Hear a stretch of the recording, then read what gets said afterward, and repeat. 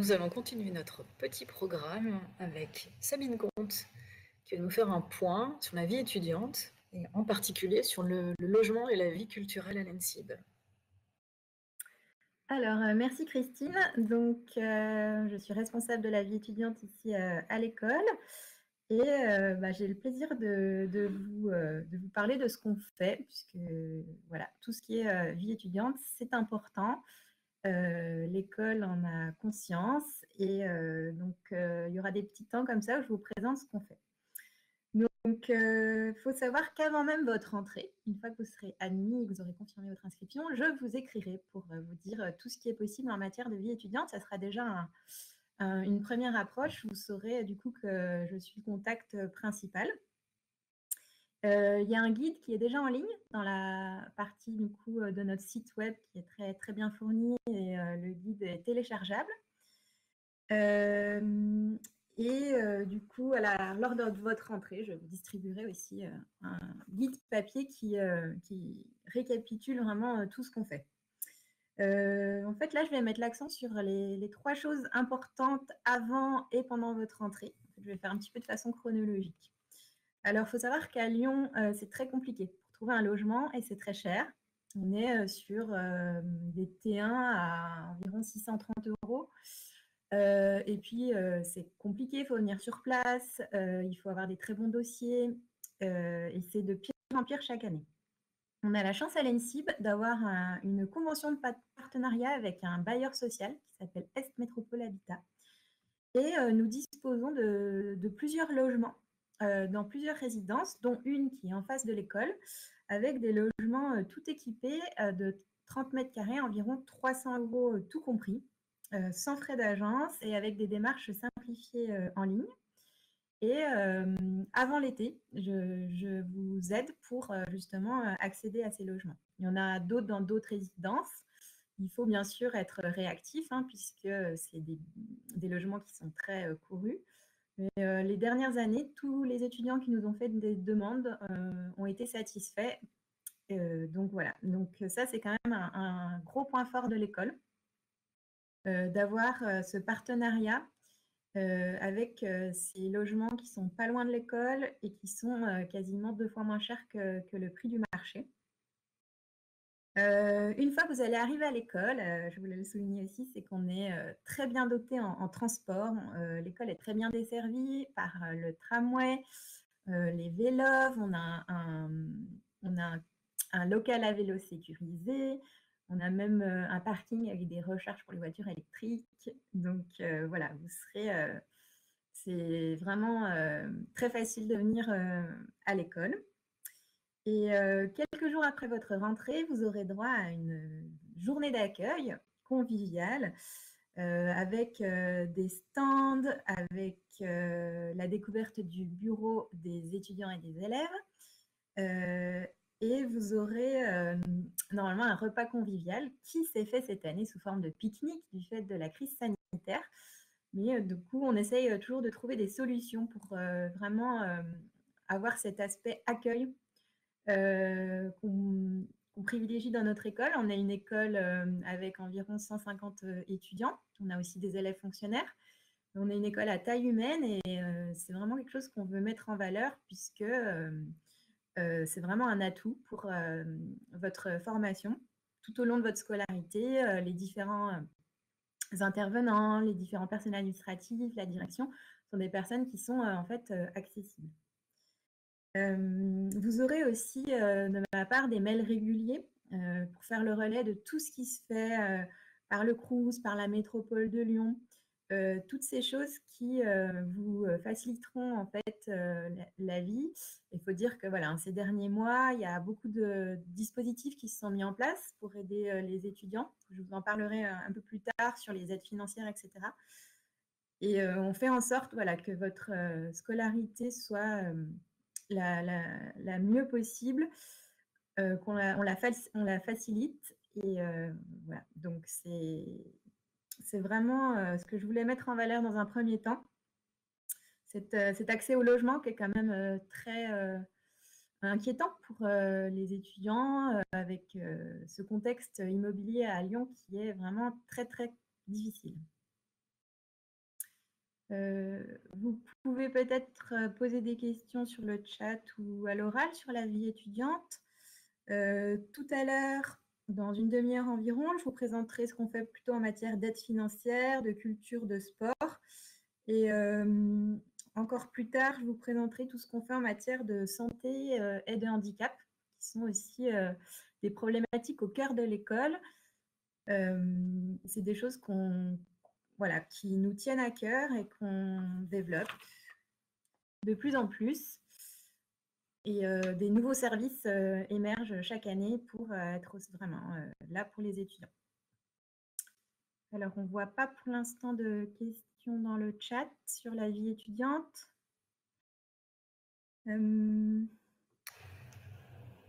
Quelqu'un est en train... un logement pour un couple. Alors, c'est une question qui revient parfois. Je ne vous cache pas qu'on a très peu de T2, mais on en a quelques-uns, donc c'est parfois possible. Après, évidemment, je vous ai bien informé que c'était du logement social, ce qui explique les bas tarifs. Donc, il faut répondre à des plafonds de ressources, mais ces plafonds sont quand même assez hauts, donc généralement, ça passe. Donc, on essaie de trouver des solutions, mais par contre, oui, on ne fait pas dans le T3, T4, T5, parce que des fois, on a eu les questions. Mais voilà, de toute façon, on a un alias, logement@zensi.fr, et puis on vous répond assez rapidement. On a la chance d'avoir vraiment un lien privilégié avec ce bailleur social, Est Métropole Habitat, qui répond aussi très rapidement. Donc voilà, comme on est assez petit, on trouve vraiment des solutions rapidement au cas par cas. Est-ce que tu peux nous dire où se trouvent les résidences vers lesquelles on oriente les étudiants? On a environ 5 résidences, donc on en a une en face, c'est la principale, celle qui est avec des logements à 300 €. Pourquoi si peu cher? Parce qu'elle est quand même un petit peu vieille, on ne vous le cache pas, mais on a des grands logements pour 300 €. On a 2 autres résidences flambant neuves sur le campus, donc à 5 ou 10 minutes à pied. Là, on est plus sur des logements un peu plus petits et un peu plus chers. On est sur 400 et quelques, mais on se retrouve encore à 200 € de moins que le prix du marché. Et on a une autre qui est à un quart d'heure à pied et une autre, il faut prendre le tramway. Mais dans tous les cas... Juste pour préciser, c'est dans quel quartier de Lyon? Pour ceux qui ne sont pas lyonnais, je pense que ça peut être plus pardon. éclairant. En fait, nous, l'ENSIB, on est à Villeurbanne. Donc, si ça vous paraît un peu abstrait, il faut imaginer que Lyon est un cercle ou un camembert et que le quart nord-est est Villeurbanne. Et nous, on a la frontière, puisqu'en étant à côté du parc La Tête d'Or, on est sur le côté, on est vraiment à la frontière Lyon-Villeurbanne. Donc, les résidences dont je vous parle sont à Villeurbanne. On est sur ce qu'on appelle le campus de la Doua, où il y a une très grosse université, par exemple Lyon 1, une très grande école qui s'appelle l'INSA. Donc, quasi toutes les résidences dont je vous parle sont à Villeurbanne, sauf une qui est quand même à Villeurbanne, mais un peu de l'autre côté, mais il y a des tramways. Il faut savoir qu'à Lyon, les transports en commun sont quand même très bien. Et en plus, il y a des nouveautés cette année. Ce qu'on appelle la TCL, donc c'est les transports en commun lyonnais, baisse les tarifs pour les étudiants. Donc, c'est super. Et par exemple, les étudiants boursiers, en septembre, ça sera que 10 € par mois l'abonnement. Donc, il y a des choses qui se font. De toute façon, vous aurez toutes les infos. Je vais remettre à jour le guide que vous pouvez trouver en ligne très prochainement. Donc, voilà. Vous ne serez pas à l'autre bout de la ville avec des transports trop longs. C'est vrai que cette histoire de logement, c'est vraiment un plus. Et quand je vous dirai que vous pouvez en bénéficier, vraiment, ne tardez pas, puisque ça part vite, évidemment. Les enseignements et la vie à l'ENSIB se passent dans des locaux et dans un site particulièrement agréable, y compris dans des périodes difficiles, parce qu'effectivement, cette année, on a dû renoncer à une partie de cours en présentiel, on a dû aussi renoncer à mettre à disposition des espaces communs. Malgré tout, voilà, nous travaillons, vous pourrez travailler dans des conditions particulièrement agréables d'une part, mais aussi appropriées à l'enseignement, à l'innovation pédagogique. Sabine est actuellement installée dans l'une des salles qui ont été rénovées dans ce but. Des locaux qui ont été également propices à la reprise des cours en présentiel, alors de manière très limitée, telle qu'elle a été permise par le ministère, mais qui nous permettent d'accueillir, même dans ces circonstances, les étudiants de manière sécurisée. Et ça, c'est un point important et qui a été apprécié de tous, je pense, au moment où la reprise des cours a pu se faire. Je vais laisser la parole à Sabine pour un deuxième petit point sur la vie étudiante. Alors peut-être plus orienté cette fois-ci vers les aides financières qu'on peut apporter aux étudiants, mais néanmoins peut-être certains étudiants ayant été absents, je pense à la première partie, peut-être redire en deux mots le dispositif pour l'aide au logement en fait. Oui, merci Christine. Donc, pour ceux qui peut-être étaient dans des autres salons, donc je suis responsable de la vie étudiante à l'école depuis plusieurs années. Et il faut savoir que vous aurez de mes nouvelles dès que vous serez admis et que vous aurez confirmé votre inscription, donc dès avant l'été.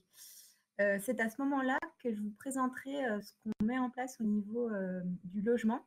Et, on a un partenaire donc, qui s'appelle Est Métropole Habitat, qui est un bailleur social. Et grâce à ce partenaire, on peut proposer à nos étudiants des logements beaucoup moins chers que le prix du marché. On a eu la question tout à l'heure de quelqu'un qui nous demande si c'est difficile de se loger à Villeurbanne. On ne vous le cache pas, Villeurbanne fait partie de l'agglomération de Lyon et c'est des logements chers. On est sur à peu près 630 € pour un T1. Et on est également sur voilà, des conditions, il faut vraiment être très actif, les dossiers sont mis en concurrence, etc. Nous, on peut proposer des logements donc, dans une résidence en face qui sont à peu près de 30 mètres carrés pour à peine plus de 300 €. Donc, c'est vraiment des très bonnes choses et sans frais d'agence et avec des démarches simplifiées directement par mail. On a aussi d'autres résidences, mais je vous ai envoyé le lien et je vous le renverrai sur tout ce qui se fait en matière de vie étudiante, puisqu'il y a un guide qui est disponible en ligne. Et on a également, vous aurez bien sûr plein d'infos avant l'été. On voulait mettre en avant aussi ce qu'on fait en matière d'aide financière. Donc les aides financières, eh bien, vous pouvez évidemment bénéficier des aides du Crous. Puisque je le rappelle, pour ceux qui n'étaient pas là, nous sommes à la fois une grande école, mais aussi un établissement d'enseignement supérieur comme une université. Donc, je permets d'ailleurs de rappeler ici, nos frais de scolarité, c'est les mêmes qu'ailleurs. Dans les universités, c'est 243 € pour nos masters ou rien pour les boursiers. Donc, il faut le savoir, on n'est pas plus cher parce qu'on est une grande école. Donc ça, c'est vraiment très important. Et on propose aussi des aides financières spécifiques à notre établissement, sous la forme de deux choses différentes. On propose des exonérations de frais d'inscription, puisqu'on sait qu'il y a des personnes qui ne peuvent pas être boursières, il y a des limites d'âge, etc., ou des limites au niveau de la nationalité. Mais on se dit que voilà, il y a des personnes qui sont quand même en difficulté, donc on propose de déposer des dossiers. Ils sont analysés en commission. Il faut savoir que nos commissions, il y a toujours des représentants étudiants. Hein. On entendra tout à l'heure un de nos représentants étudiants, Guillaume Duchier, qui vous expliquera en quoi il a été présent à toutes ces commissions. Et cette exonération, cela permet du coup d'économiser 243 €. Et puis, on a des aides financières propres. Donc, c'est un petit peu technique, c'est ce qu'on appelle le FSDIE. Pour quelque chose qui vous paraît plus simple, c'est que vous êtes tous étudiants, donc vous savez ce qu'est la CEVEC, contribution vie étudiante et de campus. Il faut savoir que c'est un impôt qui va au Crous, mais qu'ensuite qui revient aux établissements. Donc, avec cet argent, on le verra tout à l'heure, on fait des actions, mais ça nous permet aussi d'aider financièrement directement des étudiants dans le besoin. C'est aussi donc un dossier à remplir. On est en collaboration avec le Crous, puisque le Crous a des assistantes sociales, et ce sont les assistantes sociales qui ont une expertise pour analyser les dossiers. Et on a pu, par exemple, cette année, donner des aides entre 100 et 800 € aux étudiants qui faisaient des demandes. On est très attentif à la précarité, encore plus évidemment cette dernière année. On n'a pas hésité dans le cadre critique du printemps dernier, justement, de réaffecter une somme à ces aides financières pour pouvoir aider encore plus d'étudiants. C'est pas une aide financière en tant que telle, mais je tenais à le souligner puisque ça a été un grand succès. C'est qu'on remercie d'ailleurs le service informatique. On a prêté beaucoup d'ordinateurs cette année à nos étudiants. Alors, en début d'année, voilà, tous les étudiants qui en ont fait la demande ont eu un ordinateur portable prêté par l'ENSIB.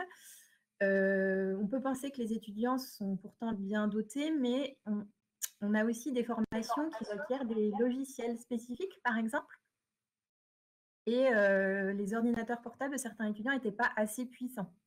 Donc, le fait de prêter des ordinateurs à l'année comme ça, voilà, ça rentre aussi dans le contexte d'une aide matérielle qui, quand on voit quand même le prix à l'achat d'un ordinateur, n'est pas négligeable. Au-delà de ces aides, je vais faire un petit point plus récréatif, on va dire, sur la culture et le sport.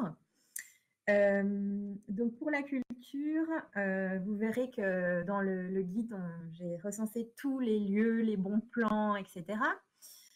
Lyon est une ville formidable pour la culture.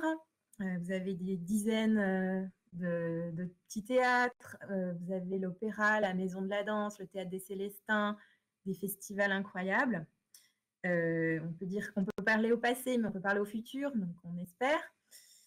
Et du coup, l'invention durant cette pandémie, c'est que à la vie étudiante, j'ai inventé la lettre culturelle, qui est plutôt appréciée par nos étudiants. Donc, toutes les semaines, vous aurez des bons plans pour vous évader, en fait, pour être un petit peu hors des cours avec tout ce qui se fait en ligne.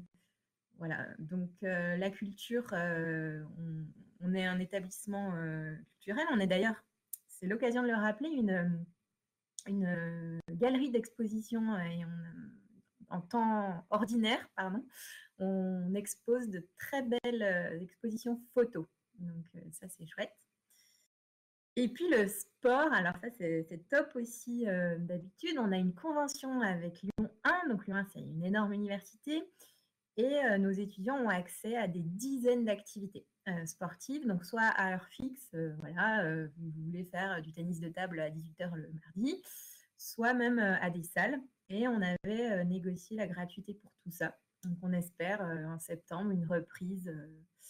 Voilà. Donc on pense vraiment à tout votre univers. D'ailleurs, je me suis permise de vous mettre un lien qui s'appelle l'ENSIB, un écosystème propice à la réussite, qui vous montre tout à la fois l'école, avec des photos agréables du foyer, de notre terrasse, de notre jardin partagé, et qui nous montre aussi la ville, le campus, voilà, ce qu'on a appelé un écosystème propice à la réussite. Nous allons passer au dernier point vie étudiante, orienté cette fois-ci plus précisément sur la santé. Oui, alors pour les personnes qui ont peut-être loupé le début, la moitié, voilà, je fais un rapide résumé de la vie étudiante à l'ENSIB, que j'ai la chance d'animer depuis plusieurs années. Donc, avant même votre rentrée, avant même l'été, vous aurez un mail de ma part qui vous présente le nouveau guide, tout ce qu'on fait en matière de vie étudiante et surtout ce qu'on fait en matière de logement. Donc ça, c'est vraiment une problématique importante puisque le logement à Lyon, Villeurbanne, c'est très compliqué, très cher. Donc, on a voilà, un partenariat qui nous permet de proposer des logements moins chers et de faciliter ces attributions. On a un très bel environnement de travail, on propose des aides financières, on a proposé des prêts d'ordinateur.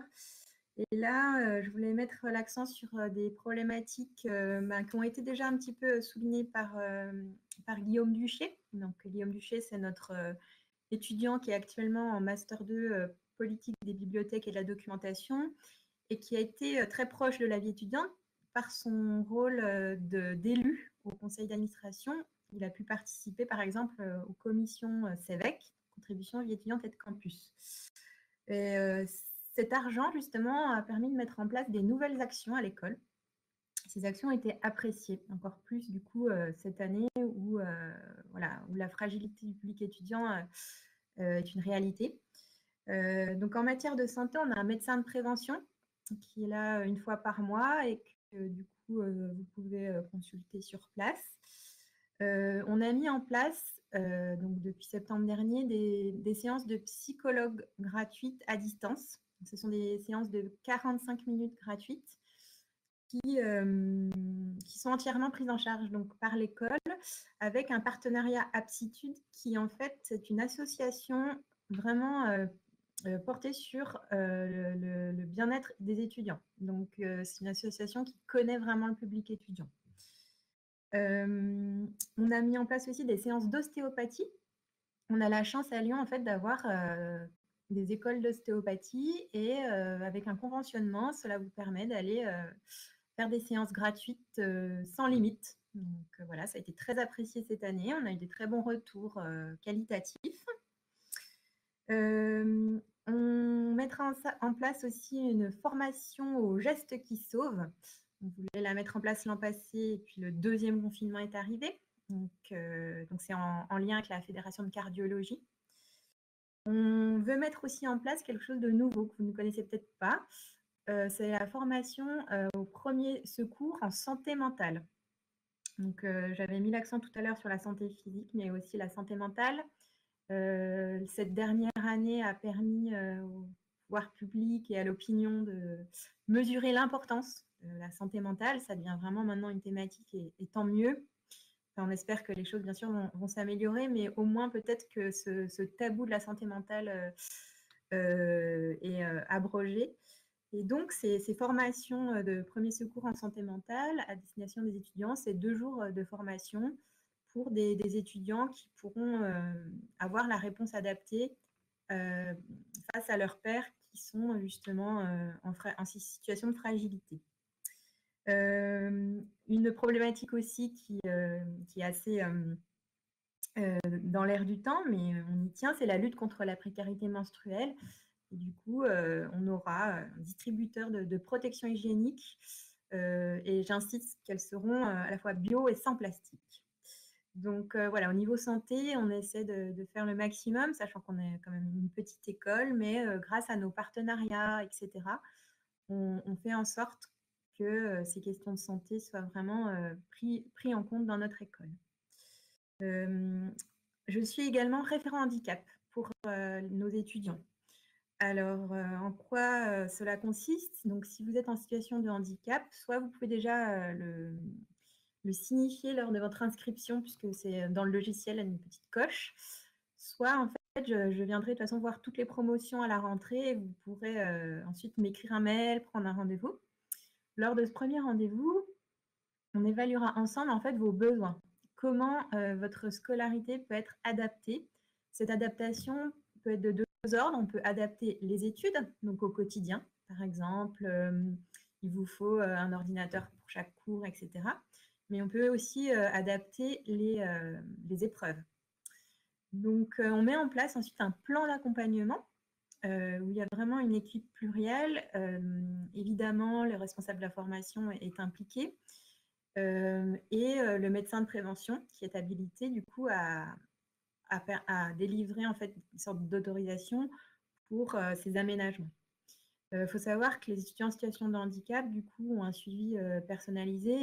Voilà, je leur écris, enfin ils savent qu'ils sont bien suivis et voilà, on fait en sorte que leur scolarité se passe le mieux possible. Au niveau des handicaps auxquels on peut penser pour voilà, notre bâtiment est accessible, notre site web est accessible, des choses comme ça. Après, évidemment, les handicaps sont très divers, donc c'est du cas par cas. Hein. On pense vraiment à la personne et à ses besoins. Voilà ce que je peux vous dire sur la vie étudiante. Est-ce que Christine, tu as l'impression que j'ai oublié quelque chose? Non, je pense que l'essentiel est dit. Donc on attend vos questions sur le chat à ce sujet. Moi, je voulais peut-être juste dire, oui, pour le handicap, évidemment, donc certaines personnes n'osent pas en parler, mais je pense qu'en fait, ça coûte rien de prendre rendez-vous avec moi dans un premier moment et vous pouvez très bien dire qu'en fait, finalement, on continue pas le processus. Donc voilà, il n'y a pas d'obligation, on définira ensemble l'aspect confidentiel des choses, etc. La confidentialité est en effet un élément clé de la relation et de ce que l'on fait pour les étudiants à l'ENSIB.